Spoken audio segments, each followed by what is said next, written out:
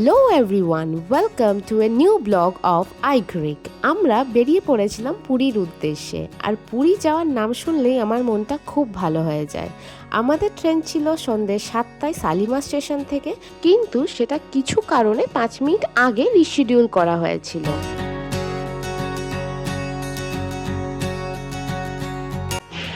সময় এখন 4টে বাজবে করছে। আমরা অলরেডি ডানকুনি টোল প্লাজা পৌঁছে গেছি। তো আমরা এখানে একটুখানি নেমেছি গাড়ি থেকে, অনেকটা আগেই আমরা পৌঁছে যাব আশা করছি। তো ওই জন্য একটুখানি এখানটা ওয়েট করছি, চাটা যদি মায়েরা খায় ওই কারণে।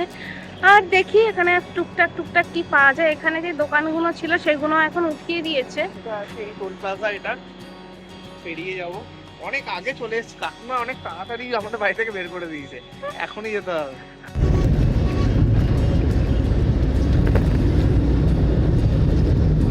আমরা শালিমার স্টেশন পৌঁছাতে অনেকবারই রাস্তা হারিয়ে ফেলেছিলাম, কিন্তু তবুও আমরা টাইমের অনেকটা আগেই পৌঁছে গেছিলাম। তখন বাজছিল 4:59 আর আমাদের ট্রেন ছিল হচ্ছে 6:55, মানে অনেকটাই আগে পৌঁছে গেছিলাম। আর এখানে গগলন কাকা আমাদের হেল্প করে দিচ্ছিল এখানে লাগেজগুলো নামাতে, কারণ তাকে ফিরে যেতে হতো। তো অবশেষে আমরা এসে পৌঁছেছি শালিমার স্টেশন। আমাদের এখান থেকে ট্রেন আছে 7টার সময়। তো আমরা কখনো শালিমার আসিনি, তাই খুঁজে পেতে আমাদের প্রচণ্ড অসুবিধা হয়েছিল রাস্তাটা। তো ওখানে একটুখানি টাইম লেগে গেল, না হলে we are on time only. স্টেশনে এসেই আমি চলে গিয়েছিলাম সৌমিককে নিয়ে একটুখানি চা খেতে। এখানে চাটা নিলেও চাটা একদমই খাওয়ার যোগ্য ছিল না। চাটা খুবই খারাপ ছিল খেতে। লাস্ট অব্দি আমরা খেতে না পেরে বাধ্য হয়ে চাটাকে ফেলে দিই। ফেলতে কারোরই ভালো লাগে না, কিন্তু যেটা হয় একদমই খাওয়ার যোগ্য ছিল না চাটা। আমরা স্টেশনে অনেক আগে পৌঁছে গেছিলাম ট্রেনের টাইমের থেকে, তাই আমরা বাইরে বসে একটু ওয়েট করছিলাম, কারণ ভেতরে বসার থেকে বাইরে বসে ওয়েট করা অনেক ভালো। ট্রেন কিন্তু একদম রাইট টাইমে ছেড়েছিল, আর তারপরে আমার কোনো ক্লিপ নেওয়া আর হয়নি। Good morning from Puri. আমরা এসে পৌঁছলাম পুরীতে, তখন ঘড়ির কাঁটায় 5টা ছুঁই। ভোরের আলো তখনও ফোটেনি, ওয়েদার বেশ ঠান্ডাই বটে। আমরা কাউন্ট করে নিচ্ছিলাম যে লাগেজগুলো আমরা ঠিকঠাক নামিয়েছি কিনা, তাহলে আমরা বেরিয়ে পড়তে পারবো স্টেশনের বাইরে। পুরীতে নামলেই কেমন মনটা ভালো হয়ে যায়, তাই না? আমরা অটো স্ট্যান্ডে এসে একটা অটো ঠিক করে নিলাম।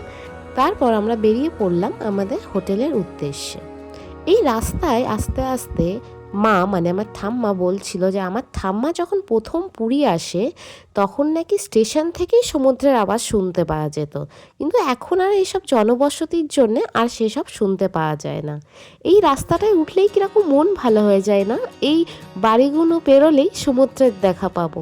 সমুদ্রের সৌন্দর্যের সঙ্গে আমার প্রথম পরিচয় কিন্তু পুরীতে এসেই, তাই হয়তো পুরীর জায়গাটা আমার মনের এতটা কাছে। ঘড়ির কাঁটায় এখন 5:35। ইতিমধ্যেই আমরা এসে পৌঁছেছি আমাদের হোটেলে। আমরা একটুখানি আগেই পৌঁছে গেছিলাম, কিন্তু তারপরে একটু গোছগাছ করে নিলাম। জার্নিটা খুব একটা খারাপ ছিল না, যদিও আমাদের আরএসি হয়ে গিয়েছিল, কিন্তু আমাদের কম্পার্টমেন্টটা ফাঁকা ছিল, তাই আমরা শুয়েই আসতে পেরেছি, সেটা কোনো অসুবিধা হয়নি। তো দেখা যাক আজকের দিনটা কেমন যায়।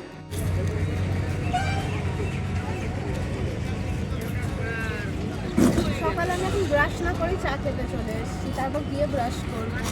তোর ব্রাশ করা হয়েছে সঙ্গে? সবাইরই একই অবস্থা। সকাল সকাল এসেই আমরা রুম পেয়ে গেছিলাম, যদিও চেক ইন টাইম ছিল আমাদের ওই 7:30 নাগাদ, কিন্তু রুম ফাঁকা থাকার দৌড়ানে আমাদেরকে চেক ইন দিয়ে দিয়েছিল। তো রুমের লাগেজ টাগেজ রেখেই আমরা চলে এসেছিলাম বিচে। আমি তারপর চা খেয়ে একটুখানি ওপরে গিয়ে মাকে একটুখানি নিয়ে এলাম, কারণ বালিতে তো মায়ের একটু একা হেঁটে আসতে অসুবিধা হতো। এই ভোরের বেলার দিকে অনেক নৌকা এসে লাগে সমুদ্রের পাড়ে, যেখানে বিভিন্ন রকম মাছ, ক্যাঁকড়া এসব বিক্রি হয়। এখানে প্রচন্ড একটা ভিড় জমেছে দেখি। ও খুব সুন্দর সুন্দর মাছ উঠেছে সমুদ্র থেকে, না এই নৌকা করে না মাছ ধরেছে সব সমুদ্রের তীরে বিচে বিক্রি এগুলো সব করছে। জ্যান্ত কাঁকড়া? একদম জ্যান্ত খয়রা মাছ, ইলিশ মাছ, ছোট ইলিশ মাছ 8টায় 100 টাকা দিচ্ছে। আনবো কিছুর সঙ্গে ভালো লাগে। একটা সুন্দর সানরাইজ দেখে আমরা ফেরত এলাম আমাদের হোটেলে একটু ফ্রেশ হওয়ার জন্যে। এরপরে আমরা কি করলাম সেটা পরের ব্লগে দেখাবো।